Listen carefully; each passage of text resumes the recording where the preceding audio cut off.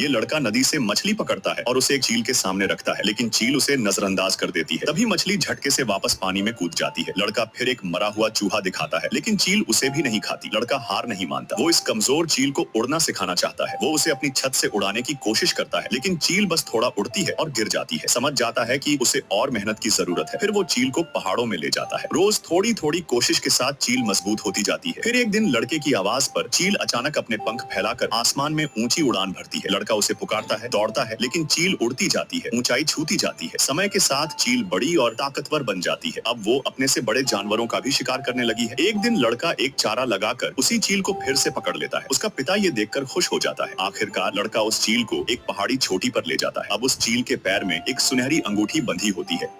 ये लड़का नदी से मछली पकड़ता है और उसे एक चील के सामने रखता है, लेकिन चील उसे नजरअंदाज कर देती है। तभी मछली झटके से वापस पानी में कूद जाती है। लड़का फिर एक मरा हुआ चूहा दिखाता है, लेकिन चील उसे भी नहीं खाती। लड़का हार नहीं मानता। वो इस कमजोर चील को उड़ना सिखाना चाहता है। वो उसे अपनी छत से उड़ाने की कोशिश करता है, लेकिन चील बस थोड़ा उड़ती है और गिर जाती है। समझ जाता है कि उसे और मेहनत की जरूरत है। फिर वो चील को पहाड़ों में ले जाता है। रोज थोड़ी थोड़ी कोशिश के साथ चील मजबूत होती जाती है। फिर एक दिन लड़के की आवाज पर चील अचानक अपने पंख फैलाकर आसमान में ऊंची उड़ान भरती है। लड़का उसे पुकारता है, दौड़ता है, लेकिन चील उड़ती जाती है, ऊंचाई छूती जाती है। समय के साथ चील बड़ी और ताकतवर बन जाती है। अब वो अपने से बड़े जानवरों का भी शिकार करने लगी है। एक दिन लड़का एक चारा लगाकर उसी चील को फिर से पकड़ लेता है। उसका पिता ये देखकर खुश हो जाता है। आखिरकार लड़का उस चील को एक पहाड़ी चोटी पर ले जाता है। अब उस चील के पैर में एक सुनहरी अंगूठी बंधी होती है।